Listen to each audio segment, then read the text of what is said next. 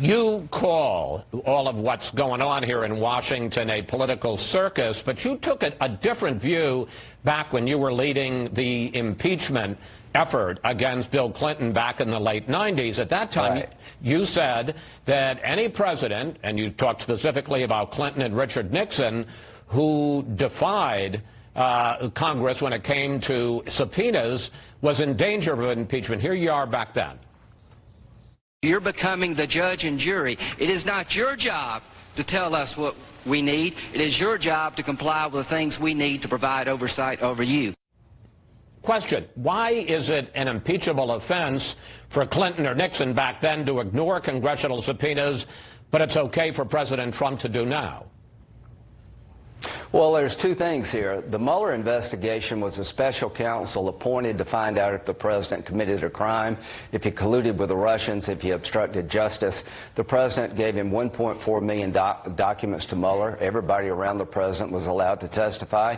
He never claimed executive privilege. He complied, no cover-up, worked with Mueller. Mueller's the final word on this for me. So if Clinton had stiff Ken Starr, that's different. What Nadler's doing is trying to destroy the president and his family. If I were the president, I'd fight back against this political revenge coming out of the House. Mueller was the man of the law. Mueller was an independent voice that we all trusted to be fair. I don't trust House Democrats to be fair. Trying to redo the Mueller report. They're trying to make up other stuff, and at the end of the day, it will be political suicide for them to impeach. If I were the president, I would fight Nadler tooth and nail. I'm glad he cooperated with Mueller. That's the difference. This is Fox News' Chris Wallace calling Republican Senator Lindsey Graham out for his double standard when it comes to defying subpoenas.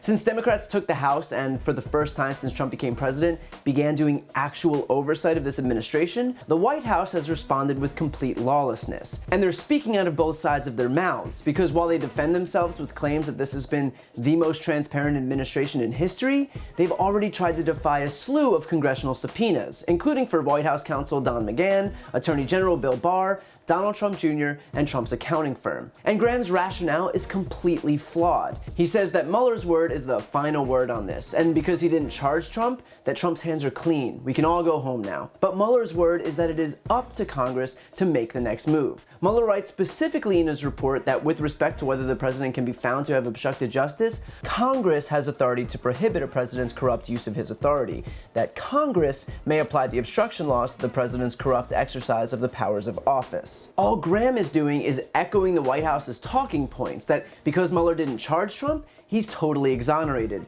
But Mueller didn't charge Trump because, according to DOJ guidance, a sitting president cannot be indicted. So he may not have indicted the president, but the special counsel provided an entire roadmap to impeachment, with 10 instances of obstruction of justice. A clearer case for impeachment quite literally could not have been laid out. And yet Graham is purposefully trying to obfuscate the facts by claiming that because Mueller didn't do something that he couldn't do under the purview of the DOJ, under which he was operating, that Trump is somehow cleared. But no, that's verbal gymnastics, and either Graham is so blinded by his loyalty to Trump that he can't see it, or he's too much of a partisan hack to care. The fact is that the people and entities that have been subpoenaed have a legal right to comply, and Lindsey Graham's efforts to equivocate that only undermine the rule of law that's been constantly under attack since Trump took office. So the White House might not like that House Democrats have issued these subpoenas, but they're not in the least bit unfounded. Don McGahn was blocked by the White House from testifying, prompting calls for both a contempt charge, which could mean that McGahn faces either daily fines or even jail time,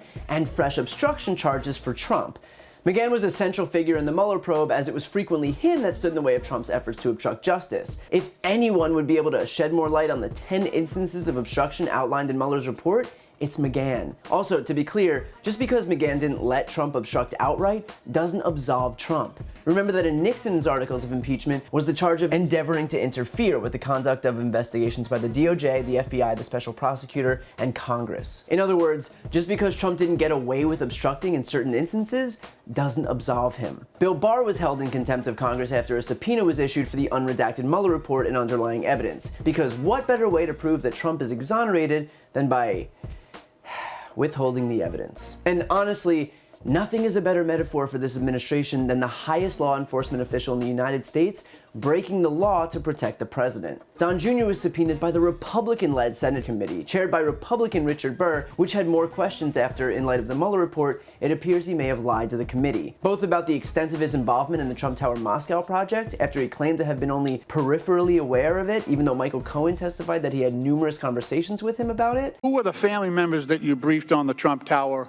Moscow project? Don Trump Jr. and Ivanka Trump. Okay. Now, were these in the regular course of business, or did the president or family request the briefings? This is the regular course of business. Do you recall, there's a question on the number of briefings. Do you recall how many there might have been? I'm sorry, sir? Do you recall how many of these briefings there might have been?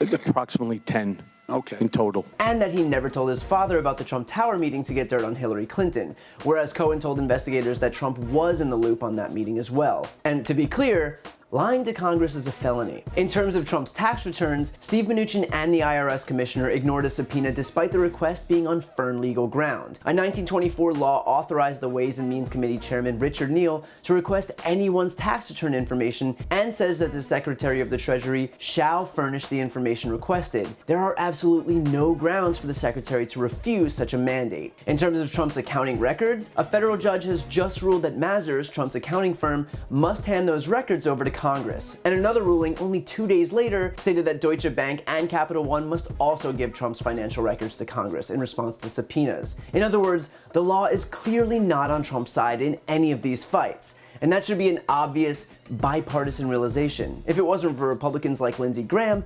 contracting every ounce of the legislative branch's power over to the executive branch. So Lindsey Graham can go on national television to do Trump's bidding, to offer tenuous defenses of this White House's contempt for the rule of law, to claim that because Trump gave a lot of documents to Mueller, he's somehow absolved from wrongdoing, but his arguments are completely devoid of any basis in reality. And to stake his political career on a lifelong con man, backed into a corner now that the truth is coming out, doesn't seem like a good strategy for the South Carolina Republican. You can either defend Trump or follow the law, but you can't do both. And it seems that Lindsey Graham has made his choice.